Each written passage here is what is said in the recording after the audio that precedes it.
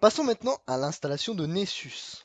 Alors, pour l'installation de Nessus, vous devez donc aller directement sur le site, dans la rubrique Download.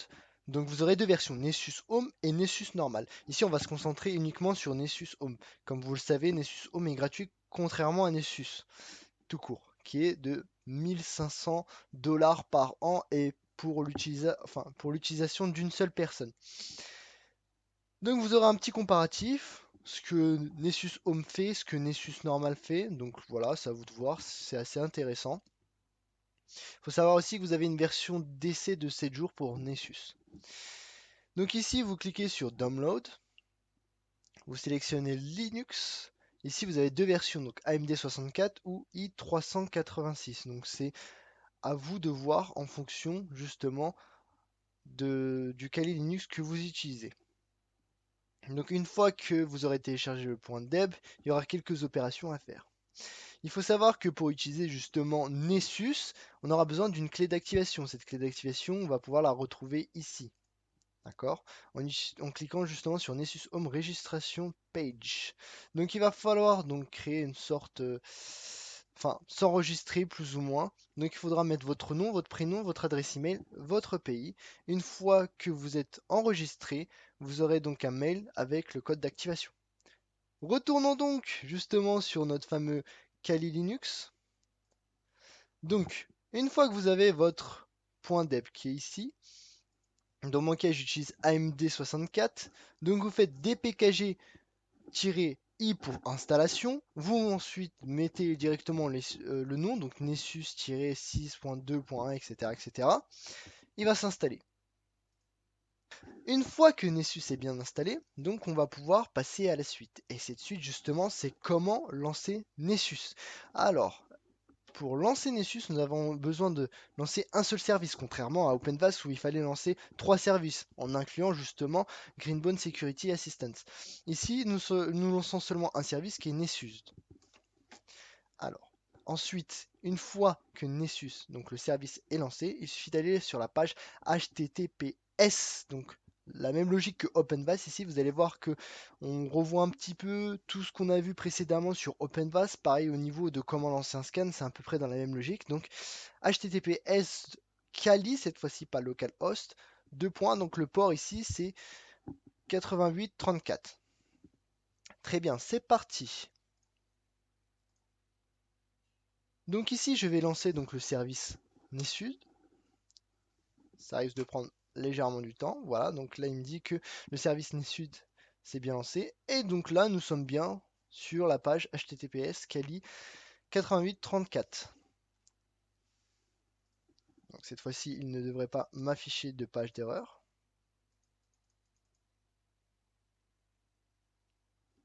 Ça prend un peu de temps.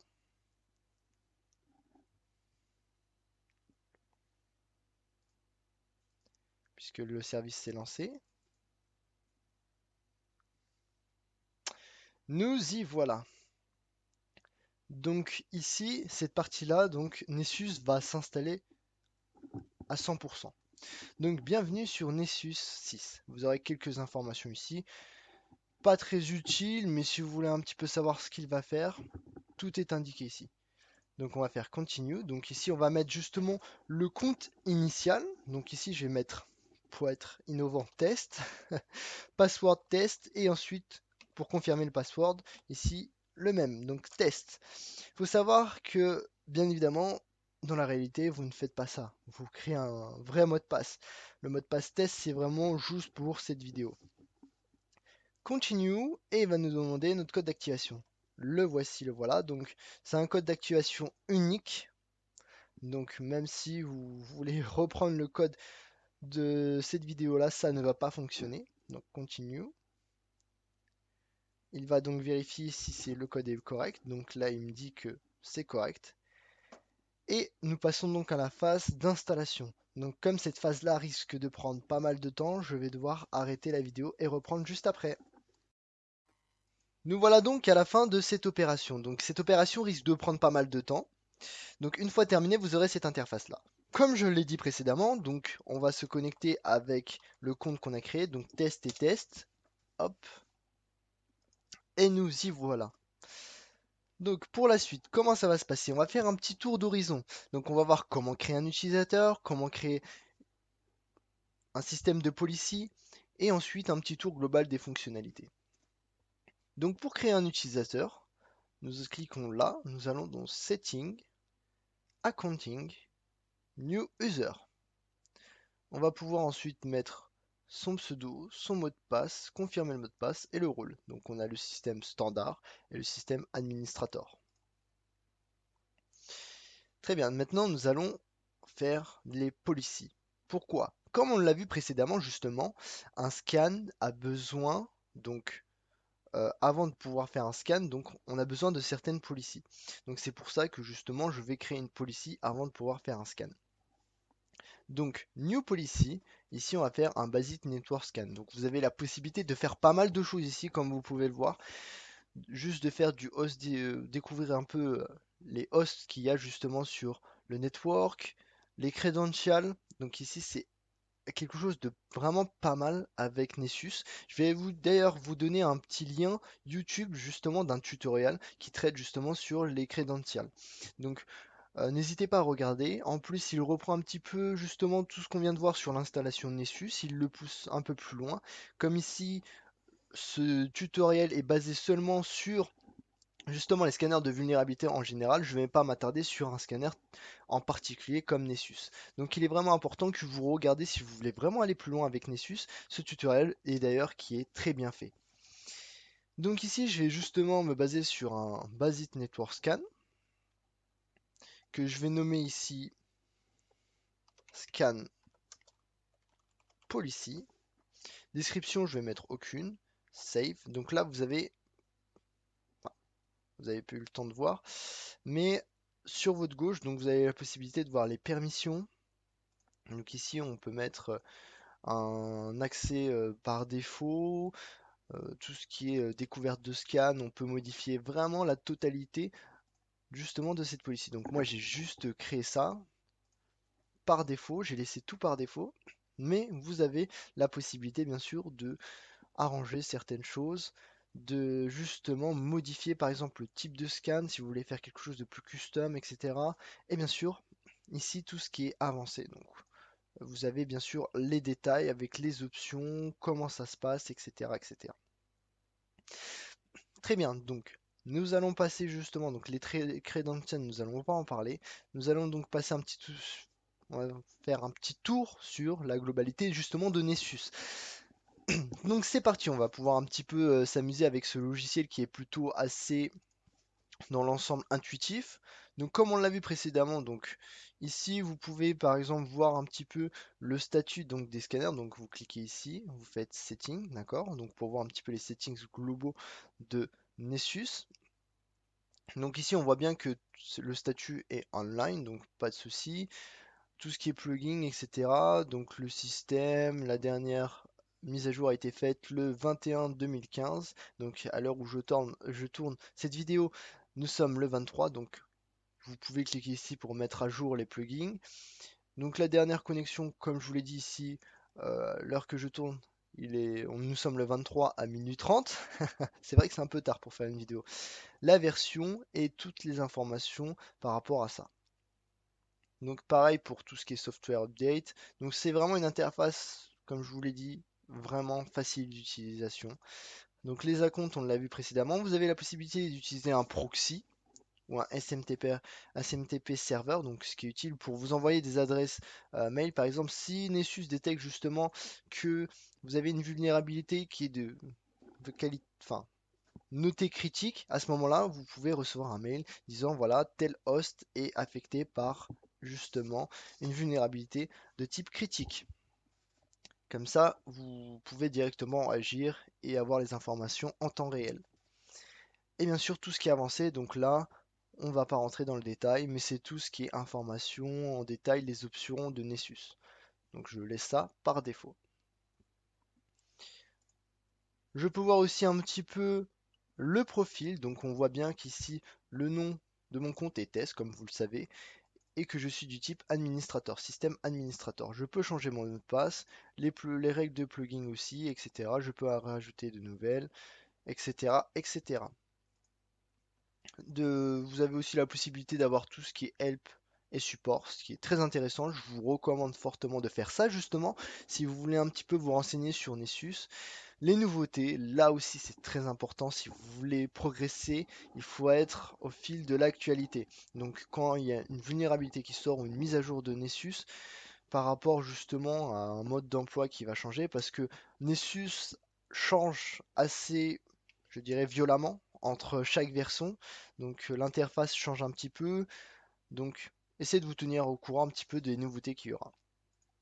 Et vous avez aussi un système d'alerte, de notification. Donc voilà, j'ai actuellement, enfin il y a 4 minutes, sauvegardé une nouvelle policy. Très bien. Maintenant, nous allons passer, après avoir fait un petit tour global des fonctionnalités, sur comment faire un scan. Donc là, comme vous le voyez, on retrouve exactement le même schéma précédemment sur OpenVAS. Donc il faudra mettre bien évidemment le nom de votre scan, le type de scan, donc ici on va parler de policy, bien évidemment la cible, donc l'adresse IP, ou les cibles, donc les adresses IP, et en toute logique, lancer le scan. Donc c'est parti. Donc pour notre scan, nous ne pouvons pas lancer un scan si vous n'avez pas mis une policy en place. Donc new scan.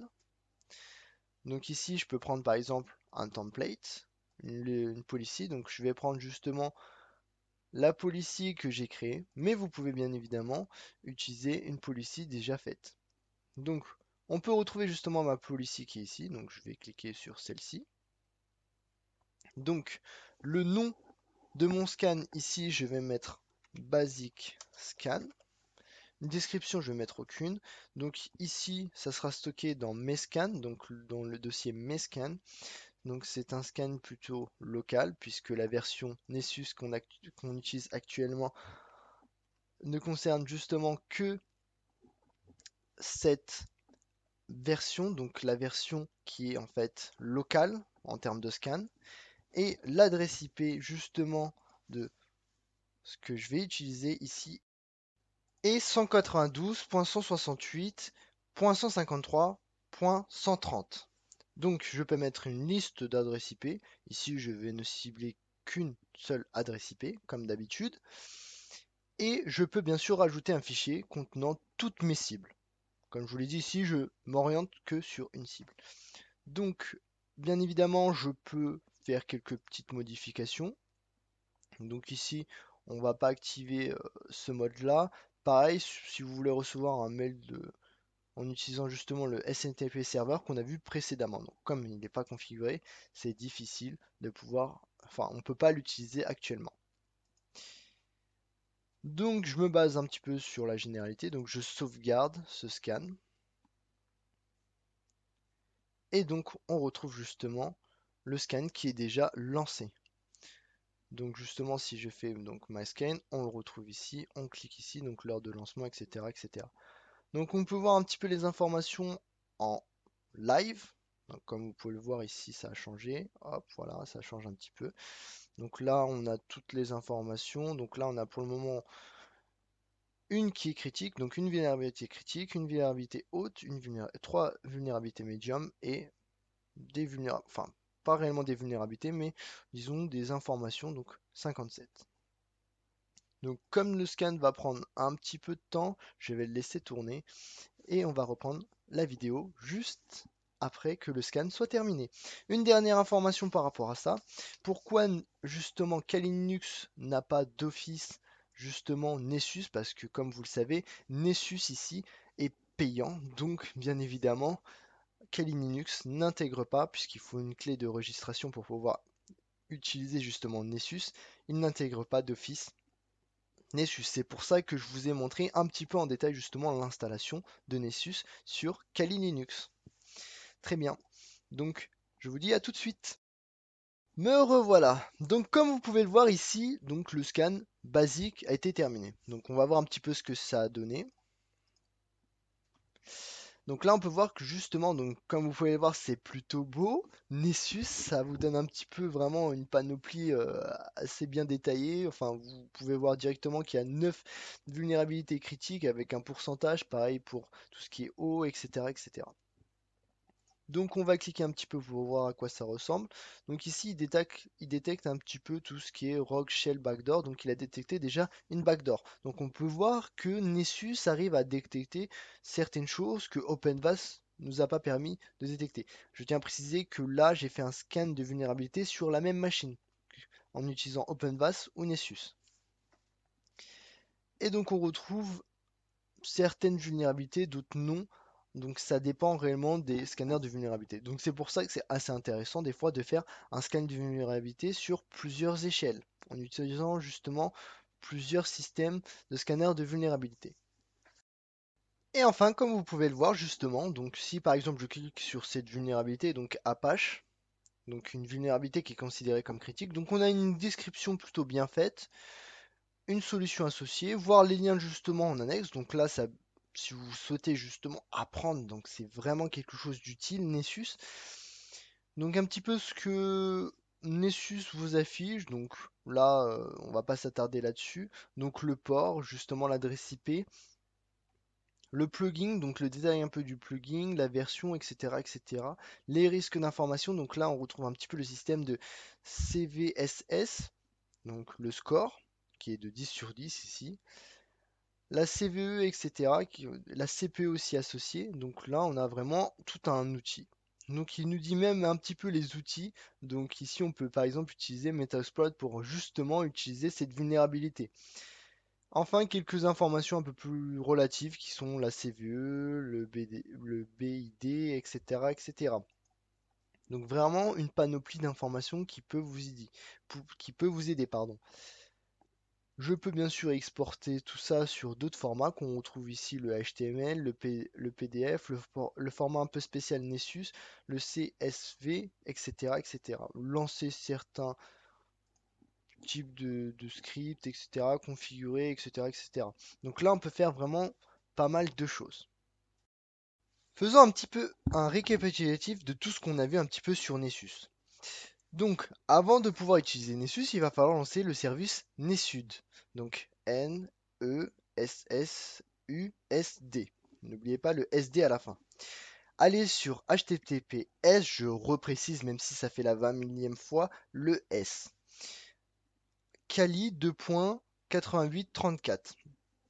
Configurez le type de scan, donc le type de policy ici. Et une fois que vous avez configuré le type de policy, lancez le scan, puisqu'un scan ne peut pas être lancé sans un type de policy, ce qui est plutôt logique. Maintenant, passons un petit peu à une comparaison entre OpenVAS et Nessus. Donc généralement, on va pas pouvoir les comparer si on ne part pas dans le détail, juste pour faire un petit ensemble. Pour les comparer, on va devoir donc prendre un peu les grands arguments. Ici, OpenVAS est gratuit et open source. D'un autre côté, nous avons Nessus qui est payant, mais qui a une version Home gratuite. Mais cette version Home est limitée, contrairement à OpenVAS qui est donc gratuite, donc illimité en termes d'utilisation par rapport à ce que vous voulez faire. Donc ça va dépendre des usages que vous souhaitez faire. Bien évidemment, si vous voulez utiliser d'un point de vue professionnel, il va falloir donc utiliser OpenVAS puisque vous voulez donc utiliser ça dans un cadre professionnel. Mais juste pour chez vous, d'un point de vue éducatif, vous pouvez utiliser Nessus, donc qui est une version propriétaire surtout. Moi, j'utilise Nessus parce que justement je suis un peu plus habitué et que généralement Nessus me donne un peu plus de vulnérabilité que OpenVAS. OpenVAS se base un petit peu sur le système des NVTs, un petit peu comme on l'a vu. Et Nessus, quant à lui, a un système de script ici qui est le NASL, qui est plutôt utile, comme je vous l'ai dit, pour tout ce qui est réseau. Je tiens à préciser qu'il faut faire attention aux faux positifs, car généralement, comme vous pouvez prendre par exemple ici Nessus, comme je vous l'ai dit, donc Nessus va m'apporter un peu plus de vulnérabilité que OpenVAS. Mais il faut se dire que les versions propriétaires essaient un petit peu d'obtenir des vulnérabilités qui sont pas forcément bonnes, c'est-à-dire donc les faux positifs.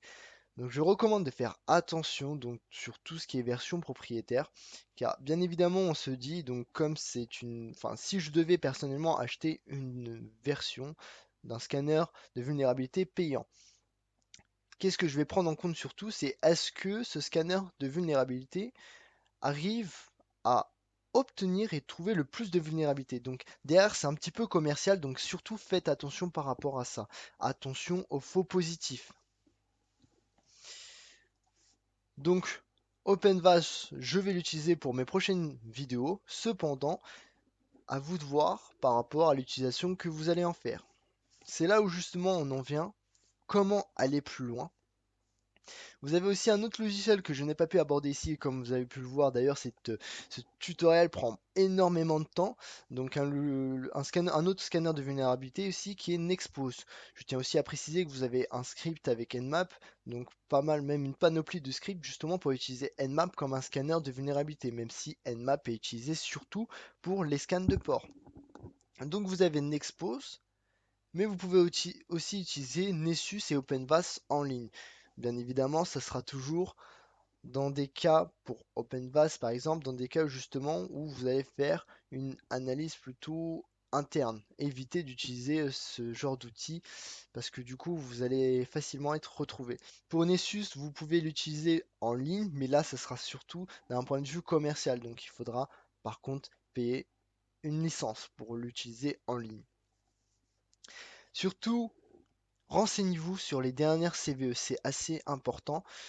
Comme ça, comme vous connaissez de nouvelles vulnérabilités, déjà dans un premier temps, vous allez apprendre un petit peu en quoi cette vulnérabilité concerne. Vous allez découvrir de nouveaux domaines en sécurité, voir un petit peu sur l'actualité aussi. Je vais vous mettre en lien les sites justement de CVE, ne vous inquiétez pas. Et surtout, derrière, ça va vous permettre d'être un petit peu indépendant au scanner de vulnérabilité. Comme je vous l'ai dit, les scanners de vulnérabilité, donc eux vont faire énormément de bruit. Donc le problème du fait qu'ils vont faire du bruit, c'est que si vous voulez être discret, vous n'allez pas pouvoir l'utiliser. Donc c'est bien dans le cadre où justement dans une entreprise, l'entreprise dit très bien, vous pouvez justement faire un scan de vulnérabilité comme vous voulez, ça ne nous dérange pas. Mais si l'entreprise souhaite que vous passiez pour un attaquant, là à ce moment-là, il faudra donc vous passer justement des scanners de vulnérabilité.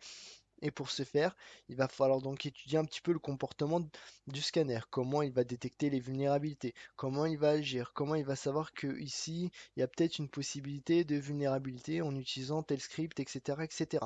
Donc c'est important de savoir comment un scanner de vulnérabilité va agir. Parce que, comme je vous l'ai dit, dans le milieu professionnel, on évite un maximum d'utiliser les scanners de vulnérabilité. C'est réellement que dans le cas où l'entreprise désire et vous autorise clairement à bombarder le site de l'entreprise ou le réseau de l'entreprise. Mais dans la plupart des cas, on va éviter ce genre de choses justement parce que peut-être que si vous lancez un scan un peu trop rapide, justement, ça risque de faire crasher une machine. On ne sait pas généralement comment une machine peut réagir en fonction de certains scans de vulnérabilité. Donc c'est pour ça qu'on évite. On utilise généralement Nmap qui est plutôt sécurisé. Donc surtout, regardez comment les scanners de vulnérabilité agissent, comment ils se comportent, comment ils détectent les vulnérabilités, comment ils font pour justement trouver les vulnérabilités. Se renseigner sur les dernières CVE pour ensuite se passer bien sûr des scanners de vulnérabilité. J'espère que ce cours vous a plu et je vous remercie de votre attention. N'hésitez surtout pas à vous abonner à ma chaîne pour justement avoir les dernières vidéos. Et je vous remercie de me suivre et de me soutenir.